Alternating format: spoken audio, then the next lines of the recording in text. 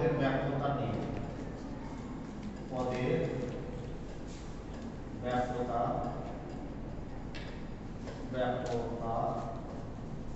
নিয়ম। আমরা গত ক্লাসে দেখেছিলাম যে পদের ব্যাপ্যতা বলতে কি বোঝায়। সেখানে দেখলাম বলছিলাম যে এইভাবে যে পদের ব্যাপ্যতা বলতে পদের প্রসারণ থেকে বোঝায়। একটি পদ দ্বারা যখন পূর্ণ ব্যাপ্যতা প্রকাশ পায় তখন তাকে ব্যাপক পদ বলে, এবং একটি পদ দ্বারা যখন আংশিক ব্যাপ্যতা প্রকাশ পায় তখন তাকে অব্যাপক পদ বলে। এটা আমরা গত ক্লাসে আমরা দেখেছি। আজকে দেখব পদের ব্যাপ্যতা নিয়ম। তো পদের ব্যাপ্যতা নিয়ম বলতে গেলে সরাসরি আগে নিয়মের কথা বলছি না, আগে কিভাবে আসে, এই নিয়মটা কিভাবে আসে আমরা সেটা দেখব। তারপরে আমরা অটোমেটিক্যালি আমরা বলতে পারবো পদের ব্যাপ্যতা নিয়ম। অর্থাৎ পদের ব্যাপ্যতার নিয়ম 4টি যুক্তি বাক্যের ক্ষেত্রে প্রযোজ্য। তো যুক্তি বাক্যগুলো আমরা নাম জেনেছি। একটা এ বাক্য। এ বাক্য মানে সার্বিক সদর্থক যুক্তি বাক্য। এ বাক্য যখন আমরা দেখব এটাকে আমরা বলি যে সার্বিক সদর্থক যুক্তি বাক্য। সার্বিক সদর্থক যুক্তি বাক্য। সার্বিক সদর্থক যুক্তি বাক্য। যুক্তি বাক্য। যখন আমরা ই বাক্য বলি তখন আমরা বলি সার্বিক নমর্থক যুক্তি বাক্য। সার্বিক নমর্থক যুক্তি বাক্য। অর্থাৎ যে কয়টা যুক্তি বাক্যের ক্ষেত্রে পদের ব্যাপ্যতা প্রযোজ্য হয়ে থাকে, বা পদের ব্যাপ্যতার যে নিয়মগুলো রয়েছে, যে দুটো নিয়ম রয়েছে, সেই দুটো নিয়ম 4টি যুক্তি বাক্যের ক্ষেত্রে কিভাবে প্রযোজ্য হয় সেটা আমরা দেখে নিই, তারপর নিয়মটা বলি। তাহলে আমাদের বোঝাতে খুব সুবিধা হবে। তারপর 4টা যুক্তি বাক্যের আমরা পরিস্থিতিটা আমরা দেখি। এর আগেও আমরা দেখেছি।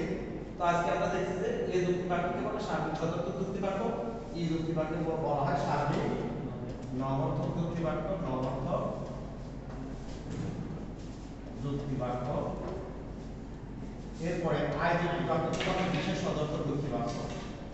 বিশেষ সদর্থক যুক্তি বাক্য। সদর্থক যুক্তি বাক্য। আর ও যুক্তি বাক্যকে বলা হয় বিশেষ নমর্থক যুক্তি বাক্য। বিশেষ স্মার্ট বোর্ড তো এই জন্য লিখতে চেঞ্জ হয়ে যায় লেখাটা। আমরা আশা করি বুঝতে পারছি, তাই না? ও যুক্তি বাক্য হলো বিশেষ নমর্থক যুক্তি বাক্য। নমর্থক যুক্তি বাক্য। দেখো তাহলে আমরা কয় ধরনের যুক্তি বাক্য দেখলাম? 4 ধরনের যুক্তি বাক্য দেখলাম। একটা সার্বিক সদর্থক যুক্তি বাক্য, একটা সার্বিক নমর্থক যুক্তি বাক্য, বিশেষ সদর্থক যুক্তি বাক্য এবং বিশেষ নমর্থক যুক্তি বাক্য। এর আগে আমরা দেখছি যুক্তি বাক্য বলতে কি বোঝায়। যুক্তি বাক্য বলতে যুক্তি বাক্যে সবসময় দুটি পদ থাকে। পদ থাকে কয়টা? দুটো। মানে যুক্তি বাক্য বলতে গেলে যুক্তি বাক্যের শর্ত বা অংশ হলো 3টা। একটা হচ্ছে উদ্দেশ্য, একটা বিধেয়, আর একটা সংগঠন। প্রতিটি যুক্তি বাক্যের মধ্যে এটা আছে। আমরা যখন উদাহরণে যাব তখন আমরা দেখব। ঠিক আছে? যুক্তি বাক্য বলতে আমরা যখন বলবো যে দুটি পদের কোনো সম্পর্ক যখনই হবে সেটা হ্যাঁ বোধক হবে অথবা না বোধক হবে। তা দুটি পদের কোনো সম্পর্কের স্বীকৃতি বা অস্বীকৃতি বলে বিবৃতিকে যুক্তি বাক্য বলে। এই যুক্তি বাক্য গুণ এবং পরিমাণের অনুসারে 4 ভাগে ভাগ করা হয়, যেটা আমরা এটা বলছি। তাহলে আমরা এখান থেকে আমরা দেখছি আর কি। আবার উদাহরণে আমরা তাহলে প্রথমে আমরা বলছিলাম কি সার্বিক সদর্থক যুক্তি বাক্য। সার্বিক সদর্থক যুক্তি বাক্য এই দুটি বাক্যের দ্বারা প্রতিক্রিয়া করা হয়। আমরা এই উদাহরণে আসি। এই যুক্তি বাক্য তাহলে সার্বিক সকল এই যুক্তি বাক্য যখন হবে তখন সকল দিয়ে শুরু হবে। আমি বললাম সকল কাক হয় কাক, আমি লিখলাম সকল কাক হয় কাক। তাহলে এই যুক্তি বাক্যের উদ্দেশ্য পদ আছে, আর কি আছে? বিধেয় পদ আছে। উদ্দেশ্য পদ আছে, বিধেয় পদ আছে, সংযোজক আছে।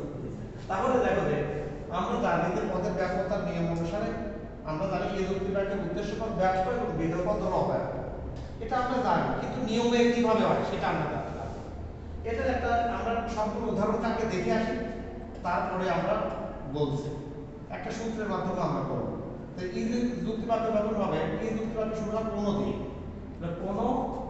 কোনো কাক নয় সাপ, কোনো কাক নয় সাপ, এটা নামবোধক বাক্য বা এটা বলা হয়। আজ যুক্তি বাক্য হচ্ছে কিছু দিয়ে শুরু হবে। আমি বললাম যে এখানে কিছু মানুষ হয় জ্ঞানী। আমি বললাম কিছু মানুষ হয় জ্ঞানী। ও যুক্তি বাক্যের ক্ষেত্রে আমরা বললাম যে কিছু মানুষ, এটা না বলতে পারবো, কিছু মানুষ নয় জ্ঞানী, আমি এটা বললাম। 4টা যুক্তি বাক্য।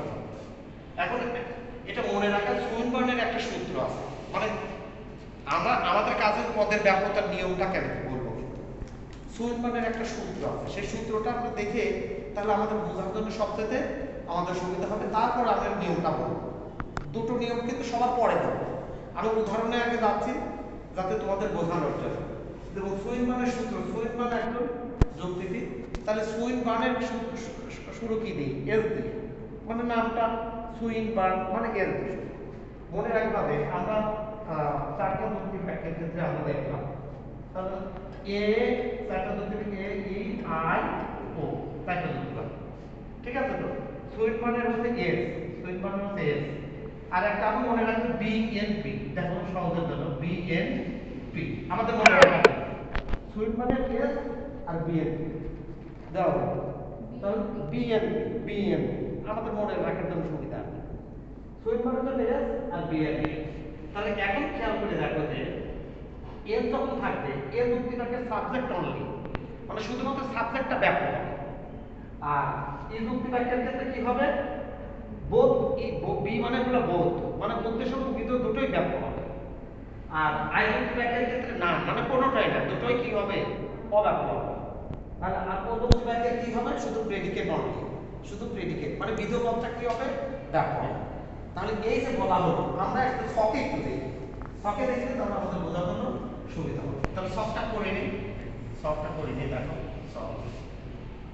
ছক করে নিলে ছক থেকে আমরা নিয়ম দেখব। আমার উদ্দেশ্য হচ্ছে পদের ব্যাপকতার নিয়ম শেখানো, পদের ব্যাপকতার কি নিয়ম শেখানো। নিয়ম এখন বলিনি, নিয়ম বলবো পরে। তাহলে দেখো আমরা এখান থেকে আসি। তার প্রথমে বলেছিলাম কি এ যুক্তি বাক্য, ঠিক আছে, এ যুক্তি বাক্য। এখানে এটা আমি এখানে লিখলাম যে যুক্তি বাক্য, এটার ক্ষেত্রে এখানে একটা উদ্দেশ্য পদ আর একটা বিধেয় পদ। একটা যুক্তি বাক্যে কয়টা পদ থাকে, দুটো পদ থাকে, একটা উদ্দেশ্য পদ আর একটা কি হচ্ছে বিধেয় পদ, বিধেয় উদ্দেশ্য পদ আর একটা বিধেয়, উদ্দেশ্য পদ এবং বিধেয়। তাহলে এ যুক্তি বাক্য, ই যুক্তি বাক্য, আই যুক্তি বাক্য, ও যুক্তি, এই চারটা নাম আমরা দেখলাম আগে, তাই না। এই যুক্তি বাক্যে সুইনবার্নের সূত্র অনুসারে এই যে এইরকম ছিল, এ আবার সুইনবার্নের সূত্রটা আমরা দেখি, এ ই আই ও, তাই তো। তাহলে এ যুক্তি বাক্যের ক্ষেত্রে এস, আর এখানে আমি লিখব বি এন পি। তাহলে এ যুক্তি বাক্যের শুধু সাবজেক্ট অনলি, সাবজেক্ট হলো উদ্দেশ্য, তাহলে উদ্দেশ্যটা হলো ব্যাপক হবে। তাহলে এ যুক্তি বাক্যের কি উদ্দেশ্য ব্যাপক, আর বিধেয় পদটা কি হবে, অব্যাপক, অব্যাপক। এখন দেখো যে এই যুক্তি বাক্যের আছে বোধ, আছে বোধ, তার মানে কি দুটোই, দুটো মানে কি উদ্দেশ্য বিধেয় দুটোই, তাহলে দুটোই ব্যাপক, তাহলে দুটোই কি হচ্ছে ব্যাপক। আমি এখানে লিখলাম দুটোই ব্যাপক পদ। আই যুক্তি বাক্যের ক্ষেত্রে কি হচ্ছে না, এর থেকে না, আর কোনোটাই না, তো কোনোটাই না, তাহলে দুটোই হচ্ছে কি অব্যাপক, লিখি অব্যাপক, এখানে লিখলাম অব্যাপক, এখানেও আমি লিখি অব্যাপক, ঠিক আছে। এবং ও যুক্তি বাক্যের ক্ষেত্রে শুধু প্রেডিকেট অনলি, মানে শুধুমাত্র বিধেয় পদটা ব্যাপক, বিধেয় পদটা ব্যাপক, বিধেয় পদটা ব্যাপক ও অব্যাপক। দেখো যে এখন খেয়াল করে মনে রাখো যে ফিগার থেকে আমরা দেখা যায় ব্যাপক অব্যাপক, তার প্রথম আছে ব্যাপক, দুটোই ব্যাপক, তারপর কি অব্যাপক শেষে তো দিয়েছে, দেখো দুটোই অব্যাপক, ক্রসে ক্রসে যদি চিন্তা করি ব্যাপক ব্যাপক অব্যাপক অব্যাপক, আচ্ছা সবটা কিন্তু মনে রাখার জন্য সুবিধা। সব থেকে আমরা সূত্রে যাব, তখন আবার আমরা বলবো কথা বলছো, তুমি যদি ভুলে যাও সব পড়া তার মনে থাকে না, মনে রাখতে হবে কি কৌশলে মনে রাখতে হবে, টেকনিক্যালি মনে রাখতে হবে। দেখো টেকনিক্যালি এটা যদি মনে রাখি, এটার উপর ভিত্তি করে আমি সবটা করলাম, সবটা আমি বুঝলাম, এর উপর ভিত্তি করে এইবার পদের ব্যাপকতার নিয়ম বলবো। আর পদের ব্যাপকতার নিয়ম যদি তুমি মুখস্থ করো তাহলে তোমার মনে থাকবে না, যত মুখস্থ করতে থাকবে তত ভুলবে। তাহলে কি করতে হবে, বুঝতে হবে জিনিসটা। এই জন্য আমি কি করছি, তোমার আগে সবটা তোমাদেরকে দেখিয়ে দিয়েছি। তাহলে সবটা কি দাঁড়ালো, ব্যাপক, এই যুক্তি বাক্যটি ব্যাপক অব্যাপক, ব্যাপক ব্যাপক, অব্যাপক অব্যাপক, তার এদিকে অব্যাপক আছে ক্রসে অব্যাপক ব্যাপক, ঠিক আছে। তো এখন খেয়াল করে দেখো যে এই যুক্তি বাক্যটা সার্বিক সদর্থক যুক্তি বাক্য, আর এটা কি সার্বিক নমর্থক যুক্তি বাক্য, এটা কি হচ্ছে বিশেষ বিশেষ সদর্থক, এটা কি আচ্ছা। তাহলে এই যুক্তি বাক্যটা হলো সার্বিক যুক্তি বাক্য, এই দুটো কি সার্বিক, হোক সার্বিক, সার্বিক একটা সদর্থক নাও, কিন্তু দুটো কি সার্বিক। আর এটা কি, এই দুটো কি বিশেষ যুক্তি বাক্য, তাহলে প্রথম নিয়ম, এবার প্রথম নিয়ম, সার্বিক যুক্তি বাক্যের উদ্দেশ্য পদ ব্যাপ্য কিন্তু বিশেষ যুক্তি বাক্যের উদ্দেশ্য পদ অব্যাপ্য। দেখো এই হলো প্রথম নিয়ম, মানে পদের ব্যাপ্যতার নিয়মটা আমি এখন পেয়ে গেলাম। পদের ব্যাপ্যতার নিয়মটা কি পেলাম? তাহলে প্রথম নিয়ম আমি কি বলবো, এই দুটো সার্বিক যুক্তি বাক্য, সার্বিক যুক্তি বাক্যের উদ্দেশ্য পদ ব্যাপ্য, তারপর হচ্ছে বিশেষ যুক্তি বাক্যের উদ্দেশ্য পদ অব্যাপ্য। তারপর উদ্দেশ্য পদের কথা আগে বলবো, পরে বিধেয় পদের কথা আমি পরে বলবো। আগে বলবো কি নিয়মের ক্ষেত্রে আগে কি বলবো, উদ্দেশ্য পদের ক্ষেত্রে, আর বিধেয় পদের কথা পরে বলবো। তাহলে প্রথম নিয়ম কি, যদি পদের ব্যাপ্যতার কয়টা নিয়ম, দুটো নিয়ম। পদের ব্যাপ্যতার কয়টা নিয়ম, দুটো নিয়ম। দুটো নিয়মের প্রথম নিয়ম কি, সার্বিক যুক্তি বাক্যের উদ্দেশ্য পদ ব্যাপ্য কিন্তু বিশেষ যুক্তি বাক্যের উদ্দেশ্য পদ অব্যাপ্য। কি এখন দেখা যাচ্ছে, যেমনি যেমন আমরা করি, দেখে দেখে যেমন করি, ঠিক দেখে দেখে। তাহলে আমি বলার সাথে সাথে তোমাদের রিটার্ন যেন তোমরা বলতে পারো। তাহলে সার্বিক যুক্তি বাক্যের উদ্দেশ্য পদ কি বলো, সার্বিক যুক্তি বাক্যের উদ্দেশ্য পদ ব্যাপ্য, আর বিশেষ যুক্তি বাক্যের হ্যাঁ উদ্দেশ্য পদ ব্যাপ্য, উদ্দেশ্য পদ অব্যাপ্য বলতে হবে। তার প্রথম নিয়ম কি, সার্বিক যুক্তি বাক্যের ব্যাপ্য কিন্তু না, হ্যাঁ বিশেষ যুক্তি বাক্যের উদ্দেশ্য পদ অব্যাপ্য, এর প্রথম নিয়মটা। ঠিক আছে, এইবার দ্বিতীয় নিয়ম, নবার্থক যুক্তি বাক্য কোনটা, দেখো এটা নবার্থক যুক্তি বাক্য, আর একটা নবার্থক যুক্তি বাক্য কোনটা, এটা। মানে ব্যাপ্যতার কথা আগে বলবো আর অব্যাপ্যর কথা পরে বলবো। তাহলে দেখো যে এই যুক্তি বাক্যটা কি, নবার্থক যুক্তি বাক্য। কি যুক্তি বাক্য, আবার আই যুক্তি বাক্য নবার্থক, মানে নেগেটিভ যুক্তি বাক্য, নেতিবাচক যুক্তি বাক্য। তাহলে নবার্থক যুক্তি বাক্যের বিধেয় পদ কি, ব্যাপ্য, কিন্তু এটা কি সদর্থক যুক্তি বাক্য। দেখো এটা সদর্থক যুক্তি বাক্য, এটা আর এটা কি সদর্থক যুক্তি বাক্য। তাহলে কি সদর্থক যুক্তি বাক্যের বিধেয় পদ অব্যাপ্য। তাহলে প্রথমে আমরা ব্যাপ্য বলবো, পরে কি বলবো, অব্যাপ্য। তাহলে দ্বিতীয় নিয়ম কি বলবো, দ্বিতীয় নিয়ম বলবো যে নবার্থক যুক্তি বাক্যের বিধেয় পদ ব্যাপ্য কিন্তু সদর্থক যুক্তি বাক্যের বিধেয় পদ অব্যাপ্য। দেখা যাচ্ছে না, দেখা যাচ্ছে। তাহলে এই যুক্তি বাক্যটা কোন যুক্তি বাক্য, নবার্থক। এটা কোন যুক্তি বাক্য, ও যুক্তি বাক্য নবার্থক। দুটোই কি হচ্ছে, ব্যাপ্য। এটা ব্যাপ্য লেখা, বাক্য লেখা। ঠিক আছে, তাহলে নিয়ম কয়টা দেখলো, পদের ব্যাপ্যতার নিয়ম কয়টা দেখলো, দুটো নিয়ম দেখলাম।